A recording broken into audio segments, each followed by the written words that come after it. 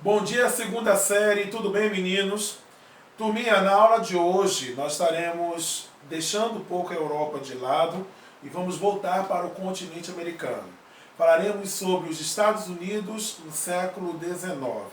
Hoje, na aula de hoje especificamente, falaremos a respeito de como os Estados Unidos eles atuaram logo após o seu processo de independência, no final do século XVIII.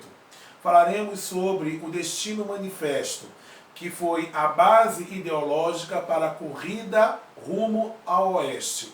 Falaremos sobre a atitude que os estadunidenses ou norte-americanos tiveram em relação aos índios e em relação também aos mexicanos. Falaremos sobre a expansão territorial norte-americana.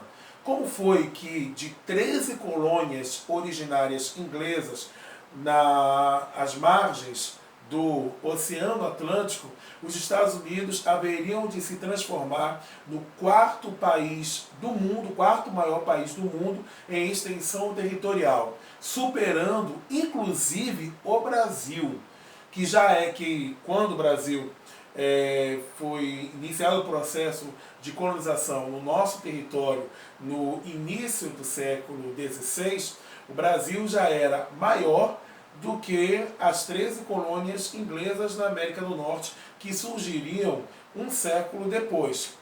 Mas hoje os Estados Unidos, o Brasil ocupa a quinta posição no ranking em termos de extensão territorial e os Estados Unidos nos superaram. Então nós vamos falar a respeito da expansão territorial e destino manifesto. Então vem comigo, vamos começar nossa aula neste momento. Bora recapitular. Vocês estudaram, na verdade vocês estudaram no FUND 2, porque no ano passado não deu para nós podermos trabalhar de uma forma específica a respeito do processo de independência dos Estados Unidos. Não, apesar que nós falamos sobre o processo de independência dos Estados Unidos esse ano, me lembrei agora. Vocês viram que as 13 colônias inglesas na América do Norte, elas não foram estruturadas e organizadas de forma uniforme, como aconteceu na América Portuguesa e na América Hispânica. Enquanto na América Portuguesa e na América Hispânica o processo de colonização aconteceu por iniciativa dos governos metropolitanos, no caso da Espanha em relação à América Hispânica e Portugal em relação ao Brasil, as 13 colônias inglesas na América do Norte, elas surgiram, algumas colônias por iniciativa da coroa britânica, outras através de ação de particulares. Mas o que uniu tanto o processo de forma particular, por iniciativa privada, quanto por iniciativa estatal, foi a questão religiosa. Até porque foram os puritanos que deram o pontapé inicial no processo colonizatório britânico na América do Norte. Nós vimos também que o processo de colonização inglesa na América do Norte, ela girou em torno do chamado autogoverno. Até porque, como boa parte das colônias inglesas na América do Norte, elas tinham os mesmos produtos agrícolas que eram cultivados na metrópole, que eram cultivados na Inglaterra, não houve o interesse do governo britânico de fazer altos investimentos nas colônias americanas, a não ser nas colônias mais ao sul, onde foi adotado o chamado processo de colonização por exploração. Mas as colônias do centro e as colônias mais ao norte adotaram o processo de colonização por povoamento. Vimos também a respeito da questão da negligência salutar.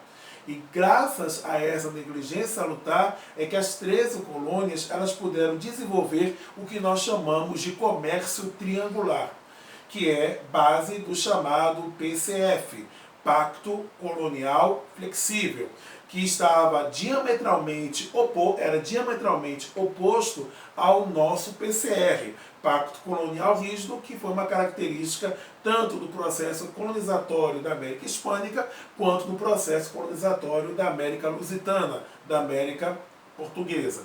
Porque no PCF, no Pacto Colonial Flexível, você tem as 13 colônias vendendo e comprando produtos da e para a metrópole inglesa, mas também comprando e vendendo os produtos para o resto do mundo. Por isso, o formato triangular. Vimos também que a partir do momento que o governo britânico, liderado pelo rei Jorge, ele toma a decisão de endurecer a relação com a colônia, cobrando, por exemplo, impostos sem passar pela decisão dos chamados conselhos municipais, isso gerou um sentimento nativista entre os colonos norte-americanos, que iria provocar o processo de independência dos Estados Unidos, que culminaria com a declaração da independência feita no Congresso Continental na Filadélfia, no dia 4 de julho de 1776. Até aí deu para entender a segunda série? Beleza. Até agora foi revisão do conteúdo que havia sido dado no processo tanto de colonização da América Inglesa, que vocês estudaram no ano passado, quanto o processo de independência dos Estados Unidos, que nós estudamos neste ano. Beleza. Prosseguindo. Agora, nós vimos que assim que os Estados Unidos se tornaram independentes, tivemos, na verdade, a Guerra da Independência, em que os Estados Unidos, em que os continentais lutaram primeiramente sozinhos, que essa primeira fase da Guerra de Independência foi chamada de fase isolacionista, e logo depois os continentais eles passaram a receber ajuda dos inimigos da Inglaterra, e mais precisamente da ajuda da França, que estava extremamente interessada em quebrar o predomínio britânico no continente americano e para se vingar da derrota que ela havia sofrido na guerra franco-inglesa pelo controle da região da Louisiana. Termina a guerra, a Inglaterra reconhece a independência dos Estados Unidos já praticamente no final do século XVIII, e agora a confederação de estados que haviam surgido, que substituía as 13 ex-colônias, percebem que o sistema de confederação, onde os estados eles são tão autônomos que a única coisa que vai uni-los vai ser justamente as relações exteriores e a defesa continental, eles percebem que esse tipo de organização política não é a mais inteligente, ou pelo menos não é a mais viável para a proposta de sociedade que eles já haviam sonhado e estabelecido. Foi quando eles criam o regime de federação. Você, no caso, diminui um pouco a autonomia dos estados e passa a criar a figura da chamada União. Essa união ela vai ser responsável em harmonizar a relação desses estados, formando o que a gente chama de uma união indissolúvel de unidades federadas, de unidades federativas. É assim que surgem os Estados Unidos da América, que através da Constituição que foi elaborada logo após o processo de independência, cria o poder legislativo, que é através do Congresso norte-americano, que é um congresso bicameral, com Câmara dos Representantes, que aqui no Brasil é chamado de Câmara dos Deputados, e Senado, cria a figura do Poder Executivo, e o chefe do Executivo é o presidente dos Estados Unidos, e cria-se o Poder Judiciário. Então, pela primeira vez, nós temos a implementação do sistema tripartite de poder. Preste bem atenção, segunda série. Princípio tripartite de poder, que foi proposto por Montesquieu, que foi um dos filósofos iluministas que nós vimos, e isso no finalzinho do ano passado, lá na primeira série. Certo? Bem, agora que a parte política administrativa dos Estados Unidos estava plenamente organizada, eles voltam seus olhos para o Pacífico. E eles vão voltar os seus olhos para o Pacífico baseados em uma ideologia que ficou conhecida como Destino Manifesto. De acordo com essa ideologia, segunda série, Deus havia escolhido, havia predestinado os norte-americanos para poderem governar o mundo. Ele tinha dado a terra para eles. Deus havia dado essa terra prometida, que seria justamente o oeste do continente americano. Então eles obteriam sucesso porque a providência os conduziria.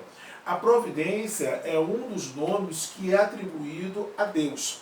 Deus que eu estou me referindo, obviamente estou me referindo ao Deus cristão. Tanto é que tem a imagem que... Volta aí, Mariana, rapidinho.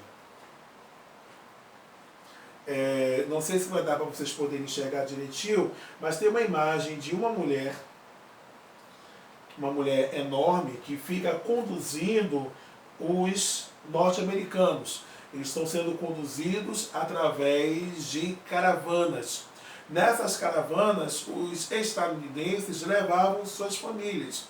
Então eles conduziam suas mulheres, seus filhos, também suas posses, para poder conquistar as terras do oeste. Agora preste bem atenção, pode lançar, Mário. Agora preste bem atenção, essas terras ao oeste não eram terras que estavam desocupadas, não eram terras desabitadas, eram terras que já tinham pessoas, já haviam grupamentos humanos que ocupavam essa região há séculos, e por que não dizer milênios. Existiam diversas nações indígenas que ocupavam toda essa região do território da América do Norte. Ademais, tinha países que já tinham sido estabelecidos também nessa região. Um dos países é o México. O território mexicano hoje, ele nem chega aos pés da extensão territorial que ele tinha no início do século XIX.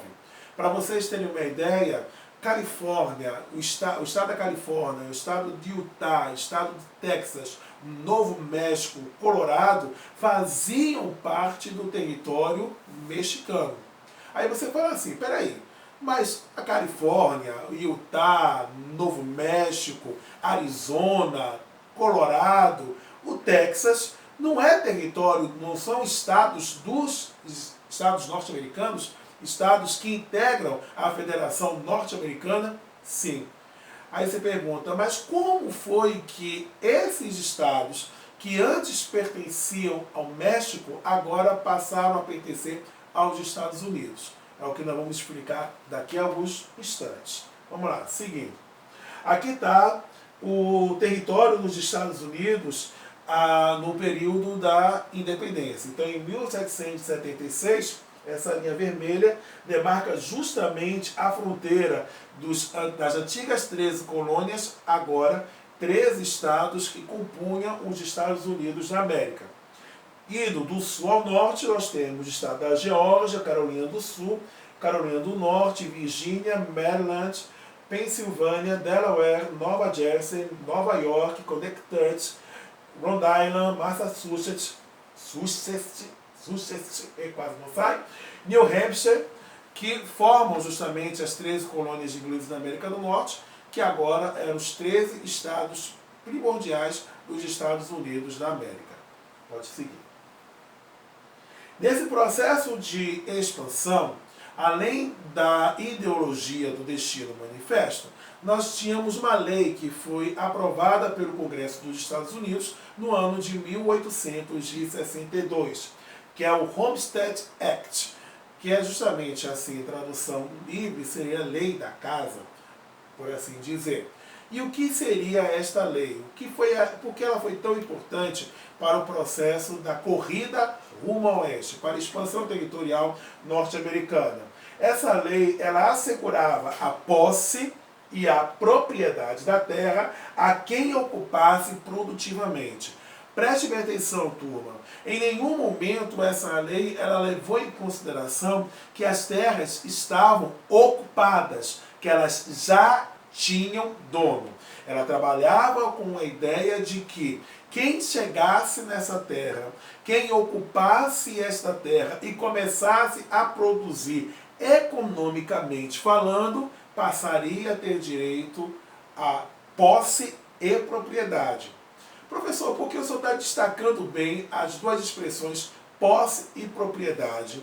Você pode ter a posse, ou seja, você pode estar ocupando aquela área, mas você pode não ser o dono daquela área. Você pode não ter o título de propriedade, que assegura de que você é o dono, que você tem o direito de vender essa propriedade para outra pessoa, ou tem o direito de transmitir via herança para os seus herdeiros, para os seus filhos ou para o seu cônjuge, por exemplo.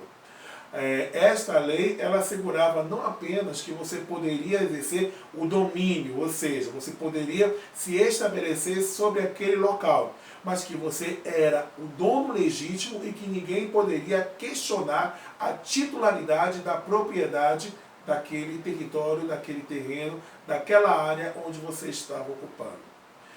Esse pensamento, essa lei que foi estabelecida em 1862 e o Destino Manifesto, eles trabalham com a ideia da superioridade racial.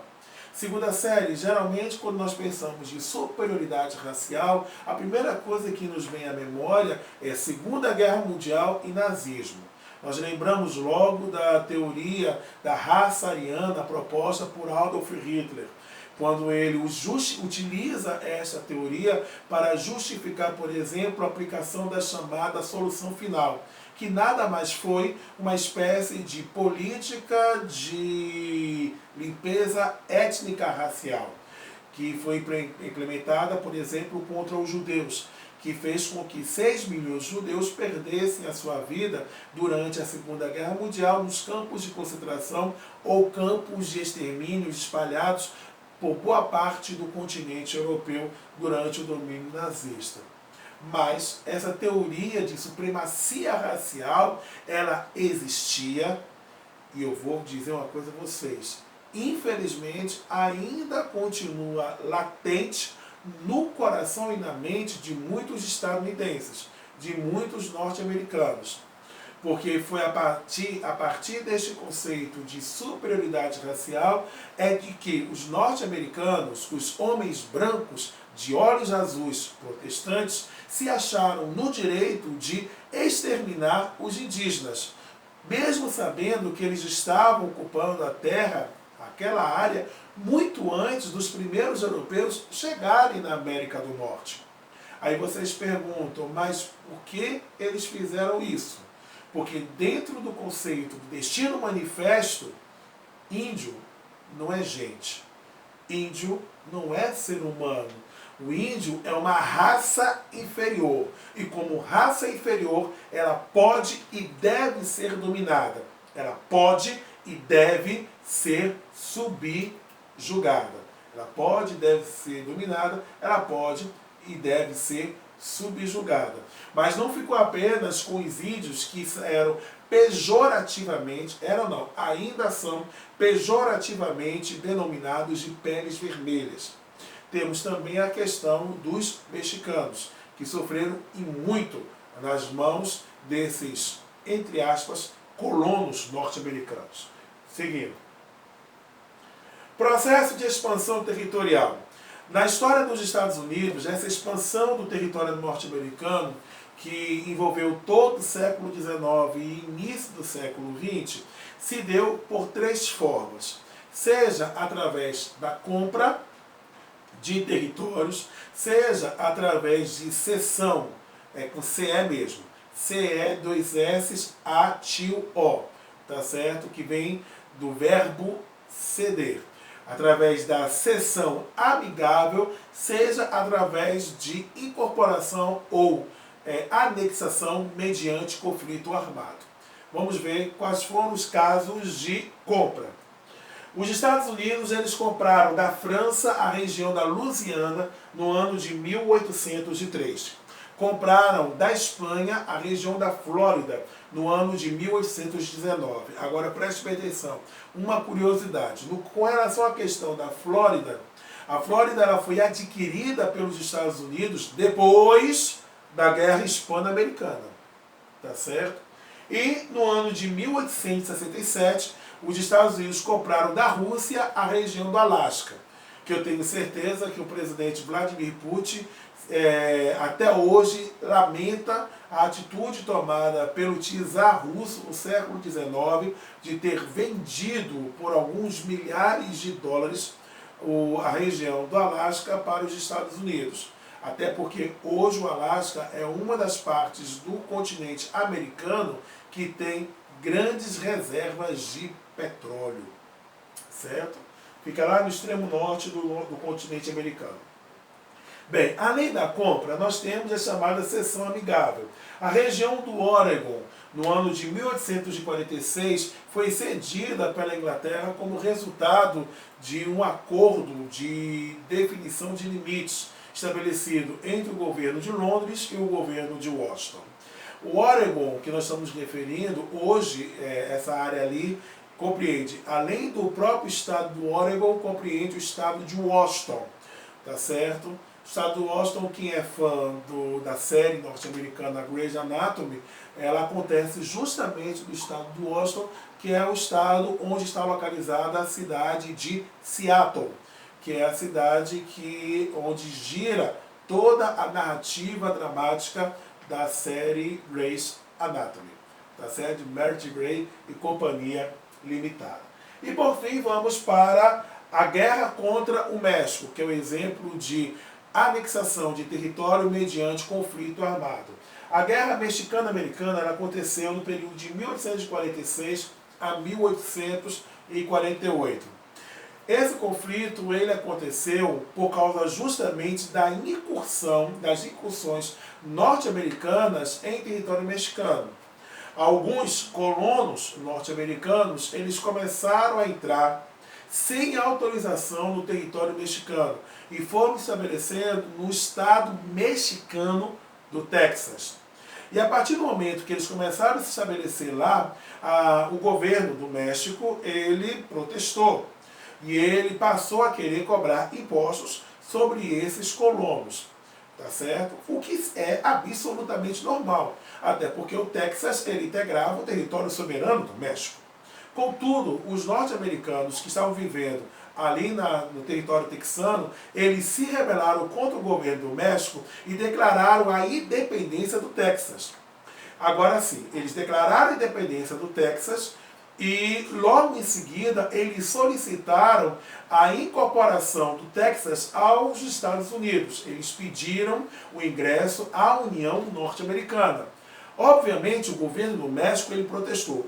Ele não reconheceu em nenhum momento a independência dos texanos. Segundo, considerava uma atitude inadmissível desses norte-americanos que haviam promovido uma secessão do Texas em relação ao México, solicitar a anexação, a incorporação ao território dos Estados Unidos. E na hora quando eles começaram a reagir e mandaram tropas para evitar a anexação do Texas aos Estados Unidos, o governo norte-americano declarou guerra ao México.